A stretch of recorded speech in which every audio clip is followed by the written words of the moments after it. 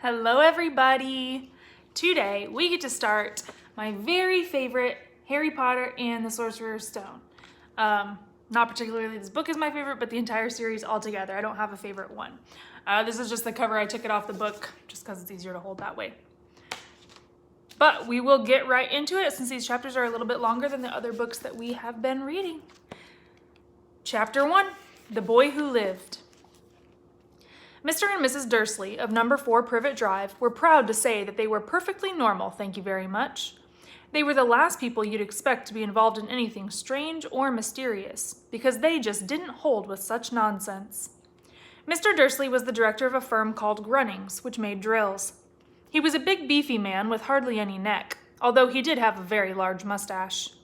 Mrs. Dursley was thin and blonde and had nearly twice the usual amount of neck, which came in very useful as she spent so much of her time craning over garden fences, spying on the neighbors.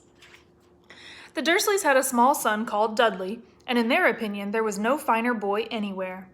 The Dursleys had everything they wanted, but they also had a secret, and their greatest fear was that somebody would discover it.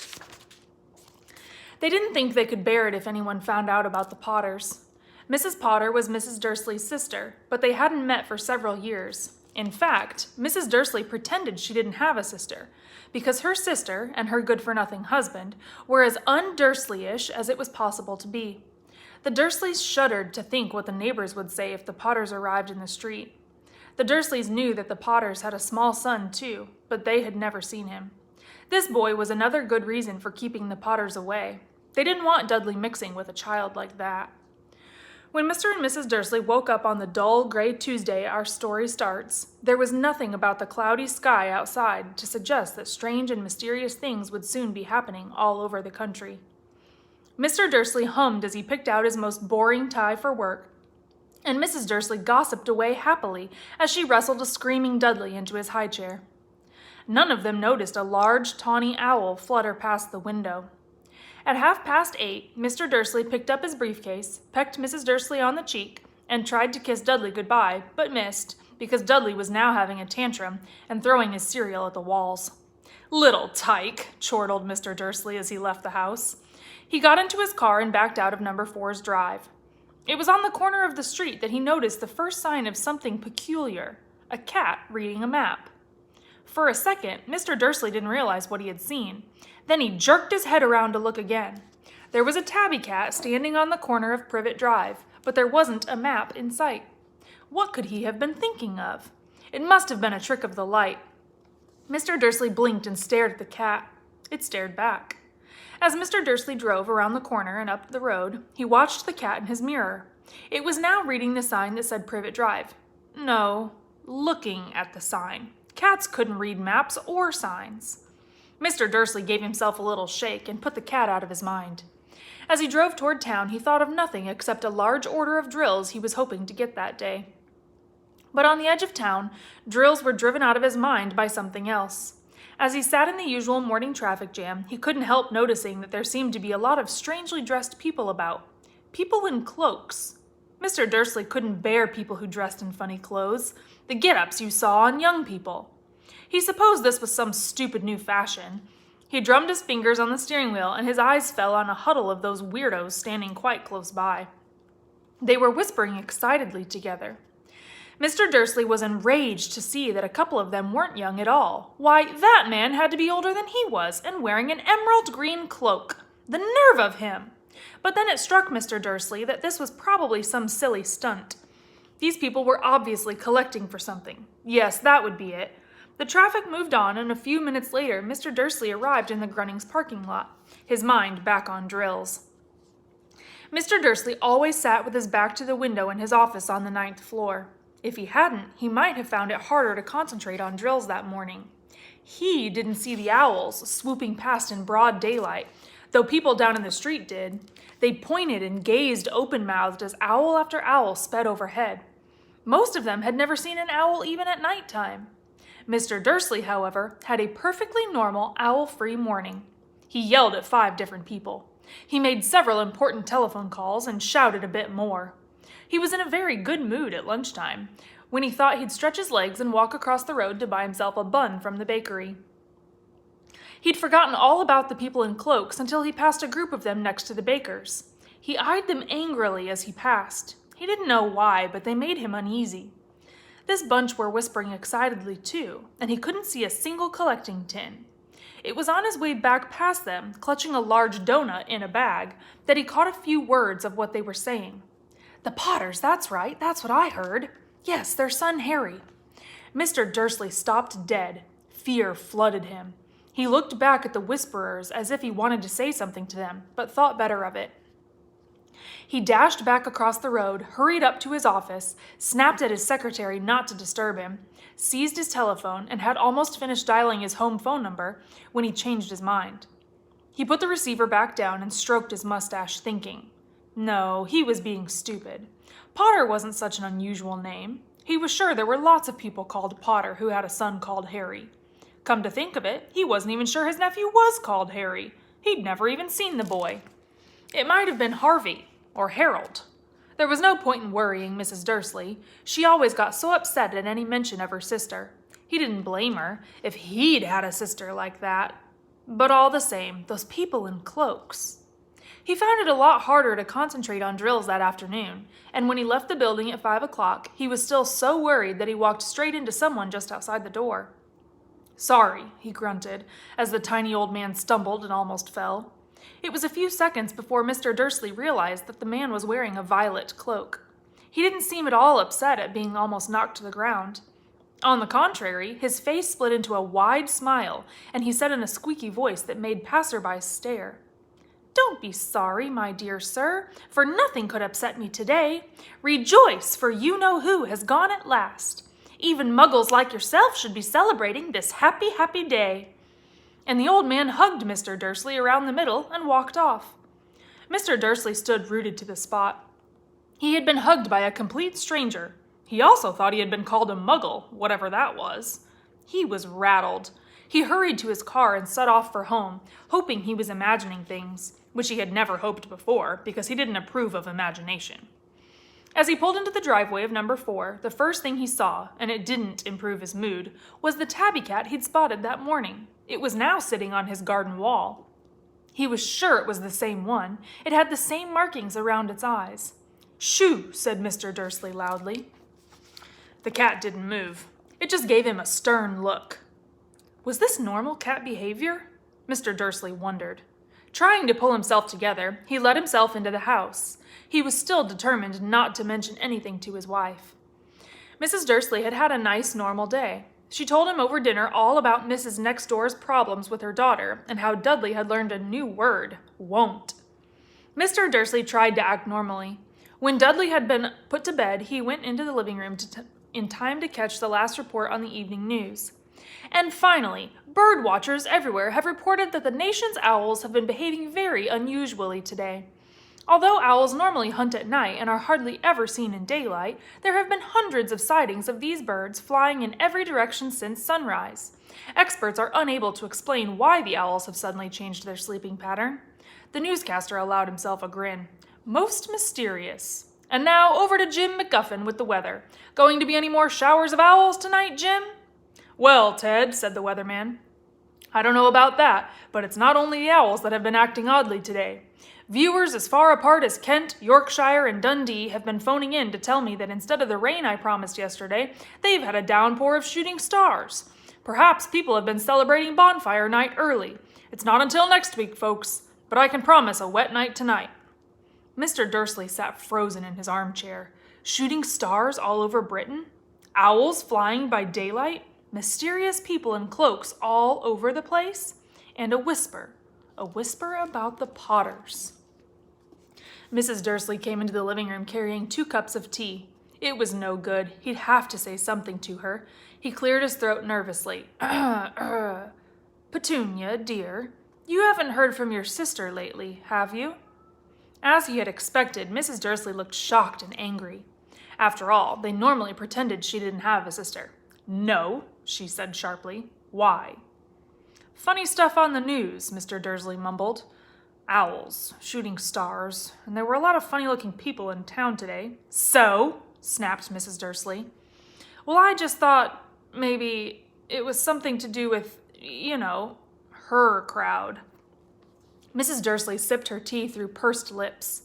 Mr. Dursley wondered whether he dared tell her he'd heard the name Potter. He decided he didn't dare. Instead, he said as casually as he could, "Their son. He'd be about Dudley's age now, right?" "I suppose so," said Mrs. Dursley stiffly. "What's his name again? Howard, isn't it?" "Harry. Nasty common name, if you ask me." "Oh, yes," said Mr. Dursley, his heart sinking horribly. "Yes, I quite agree." He didn't say another word on the subject as they went upstairs to bed. While Mrs. Dursley was in the bathroom, Mr. Dursley crept to the bedroom window and peered down into the front garden. The cat was still there. It was staring down Privet Drive as though it were waiting for something. Was he imagining things? Could all this have anything to do with the Potters? If it did, if it got out that they were related to a pair of, well, he didn't think he could bear it. The Dursleys got into bed. Mrs. Dursley fell asleep quickly, but Mr. Dursley lay awake, turning it all over in his mind. His last comforting thought before he fell asleep was that even if the Potters were involved, there was no reason for them to come near him and Mrs. Dursley. The Potters knew very well what he and Petunia thought about them and their kind. He couldn't see how he and Petunia could get mixed up in anything that might be going on. He yawned and turned over.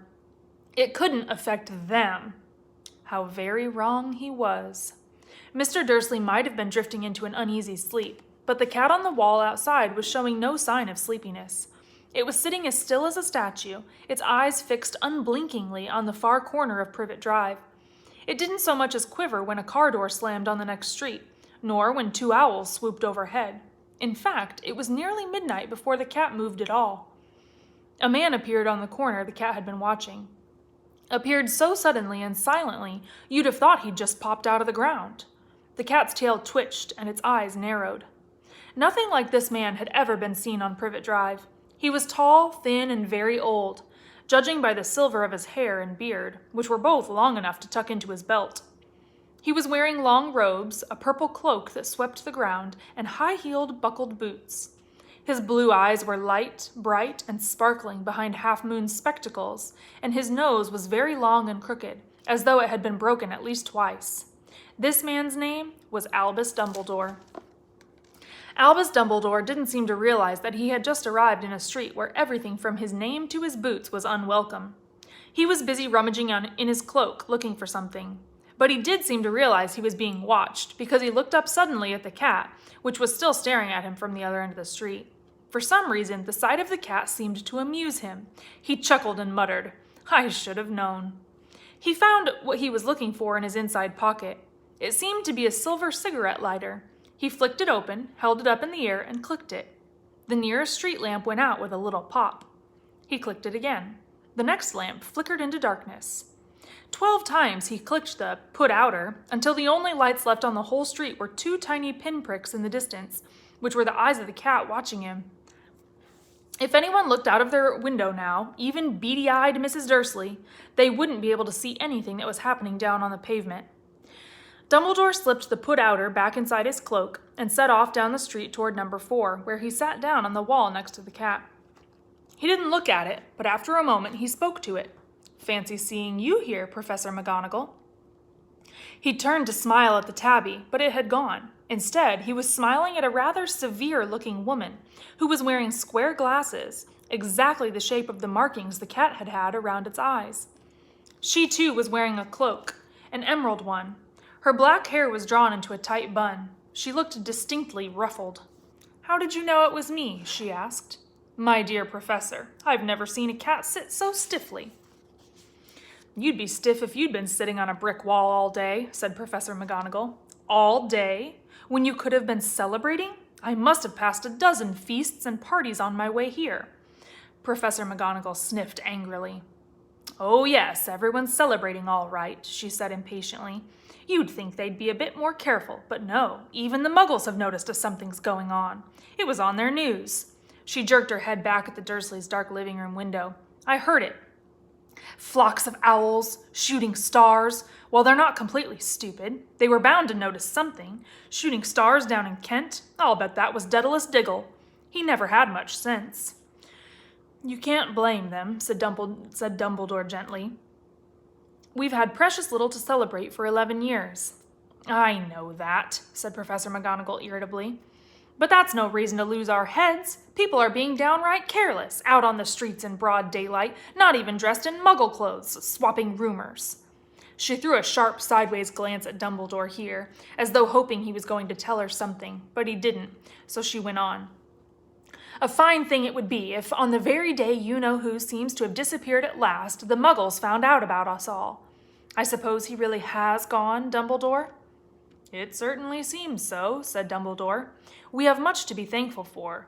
Would you care for a lemon drop? A what? A lemon drop. They're a kind of muggle sweet I'm rather fond of. No, thank you, said Professor McGonagall coldly, as though she didn't think this was the moment for lemon drops. As I say, even if you-know-who has gone, my dear Professor, surely a sensible person like yourself can call him by his name? All this you-know-who nonsense. For 11 years I have been trying to persuade people to call him by his proper name, Voldemort. Professor McGonagall flinched, but Dumbledore, who was unsticking 2 lemon drops, seemed not to notice. It all gets so confusing if we keep saying you-know-who. I have never seen any reason to be frightened of saying Voldemort's name. I know you haven't, said Professor McGonagall, sounding half exasperated, half admiring. But you're different. Everyone knows you're the only one you-know-who, oh, all right, Voldemort was frightened of. You flatter me, said Dumbledore calmly. Voldemort had powers I will never have. Only because you're too, well, noble to use them. It's lucky it's dark. I haven't blushed so much since Madame Pomfrey told me she liked my new earmuffs. Professor McGonagall shot a sharp look at Dumbledore and said, The owls are nothing next to the rumors that are flying around. You know what everyone's saying? About why he's disappeared? About what finally stopped him? It seemed that Professor McGonagall had reached the point she was most anxious to discuss. The real reason she had been waiting on a cold, hard wall all day, for neither as a cat nor as a woman had she fixed Dumbledore with such a piercing stare as she did now. It was plain that whatever everyone was saying, she was not going to believe it until Dumbledore told her it was true. Dumbledore, however, was choosing another lemon drop and did not answer. What they're saying, she pressed on, is that last night Voldemort turned up in Godric's Hollow. He went to find the Potters. The rumor is that Lily and James Potter that they're dead. Dumbledore bowed his head. Professor McGonagall gasped. Lily and James. I can't believe it. I didn't want to believe it. Oh, Albus. Dumbledore reached out and patted her on the shoulder. I know, he said heavily. Professor McGonagall's voice trembled as she went on. That's not all. They're saying he tried to kill the Potter's son, Harry, but he couldn't. He couldn't kill that little boy. No one knows why or how, but they're saying that when he couldn't kill Harry Potter, Voldemort's power somehow broke, and that's why he's gone. Dumbledore nodded glumly. It's true? Faltered Professor McGonagall. After all he's done, all the people he's killed, he couldn't kill a little boy? It's just astounding. Of all the things to stop him. But how in the name of heaven did Harry survive? We can only guess, said Dumbledore. We may never know. Professor McGonagall pulled out a lace handkerchief and dabbed at her eyes beneath her spectacles. Dumbledore gave a great sniff as he took a golden watch from his pocket and examined it. It was a very odd watch. It had 12 hands, but no numbers. Instead, little planets were moving around the edge. It must have made sense to Dumbledore, though, because he put it back in his pocket and said, Hagrid's late. I suppose it was he who told you I'd be here, by the way? Yes, said Professor McGonagall. And I don't suppose you're going to tell me why you're here, of all places? I've come to bring Harry to his aunt and uncle. They're the only family he has left now. You don't mean... You can't mean the people who live here, cried Professor McGonagall, jumping to her feet and pointing at number 4. Dumbledore, you can't. I've been watching them all day. You couldn't find 2 people who are less like us. And they've got this son. I saw him kicking his mother all the way up the street, screaming for sweets. Harry Potter, come and live here. It's the best place for him, said Dumbledore firmly. His aunt and uncle will be able to explain everything to him when he's older. I've written them a letter. A letter? Repeated Professor McGonagall faintly, sitting back down on the wall. Really, Dumbledore, you think you can explain all this in a letter? These people will never understand him. He'll be famous, a legend. I wouldn't be surprised if today was known as Harry Potter Day in the future. There will be books written about Harry. Every child in our world will know his name." "Exactly," said Dumbledore, looking very seriously over the top of his half-moon glasses. "It would be enough to turn any boy's head. Famous before he can walk and talk. Famous for something he won't even remember. Can't you see how much better off he'll be growing up away from all that until he's ready to take it?" Professor McGonagall opened her mouth, changed her mind, swallowed, and then said, Yes, you're right, of course. But how is the boy getting here, Dumbledore?" She eyed his cloak suddenly, as though she thought he might be hiding Harry underneath it. "Hagrid's bringing him." "You think it wise to trust Hagrid with something as important as this?" "I would trust Hagrid with my life," said Dumbledore. "I'm not saying his heart isn't in the right place," said Professor McGonagall grudgingly, "but you can't pretend he's not careless. He does tend to... What was that?" A low rumbling sound had broken the silence around them. It grew steadily louder as they looked up and down the street for some sign of a headlight. It swelled to a roar as they both looked up at the sky, and a huge motorcycle fell out of the air and landed on the road in front of them. If the motorcycle was huge, it was nothing to the man sitting astride it. He was almost twice as tall as a normal man, and at least 5 times as wide. He looked simply too big to be Aloud, and so wild. Long tangles of bushy black hair and beard hid most of his face. He had hands the size of trash can lids, and his feet in their leather boots were like baby dolphins. In his vast muscular arms, he was holding a bundle of blankets. "Hagrid," said Dumbledore, sounding relieved, "at last. And where did you get that motorcycle?" Borrowed it, Professor Dumbledore, sir," said the giant, climbing carefully off the motorcycle as he spoke. "Young Sirius Black lent it to me. I've got him, sir." "No problems, were there?" "No, sir. House was almost destroyed, but I got him out all right before the muggles started swarming around. He fell asleep as we was flying over Bristol." Dumbledore and Professor McGonagall bent forward over the bundle of blankets. Inside, just visible, was a baby boy, fast asleep. Under a tuft of jet black hair over his forehead, they could see a curiously shaped cut, like a bolt of lightning. "Is that where—" whispered Professor McGonagall. "Yes," said Dumbledore. "He'll have that scar forever." "Couldn't you do something about it, Dumbledore?" "Even if I could, I wouldn't. Scars can come in handy. I have one myself above my left knee that is a perfect map of the London Underground." "Well, give him here, Hagrid. We'd better get this over with." Dumbledore took Harry in his arms and turned toward the Dursleys' house. Could I say goodbye to him, sir?" asked Hagrid. He bent his great shaggy head over Harry and gave him what must have been a very scratchy, whiskery kiss. Then suddenly, Hagrid let out a howl like a wounded dog. "Shh!" hissed Professor McGonagall. "You'll wake the muggles!" "Sorry," sobbed Hagrid, taking out a large spotted handkerchief and burying his face in it. "But I can't stand it. Lily and James dead, and poor little Harry off to live with muggles."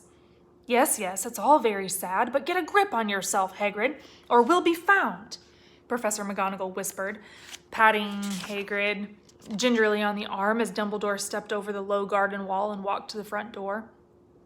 He laid Harry gently on the doorstep, took a letter out of his cloak, tucked it inside Harry's blankets, and then came back to the other two. For a full minute, the 3 of them stood and looked at the little bundle. Hagrid's shoulders shook. Professor McGonagall blinked furiously, and the twinkling light that usually shone from Dumbledore's eyes seemed to have gone out. "Well," said Dumbledore finally, "that's that. We've no business staying here. We may as well go and join the celebrations." "Yeah," said Hagrid in a very muffled voice. "I'll be taking Sirius's bike back. Good night, Professor McGonagall. Professor Dumbledore, sir." Wiping his streaming eyes on his jacket sleeve, Hagrid swung himself onto the motorcycle and kicked the engine into life. With a roar, it rose into the air and off into the night.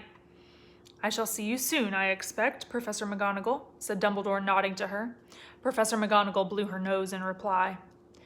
Dumbledore turned and walked back down the street. On the corner, he stopped and took out the silver put-outer. He clicked it once, and 12 balls of light sped back to their street lamps so that Privet Drive glowed suddenly orange, and he could make out a tabby cat slinking around the corner at the other end of the street. He could just see the bundle of blankets on the step of number 4. "Good luck, Harry," he murmured. He turned on his heel, and with a swish of his cloak, he was gone. A breeze ruffled the neat hedges of Privet Drive, which lay silent and tidy under the inky sky, the very last place you would expect astonishing things to happen. Harry Potter rolled over inside his blankets without waking up.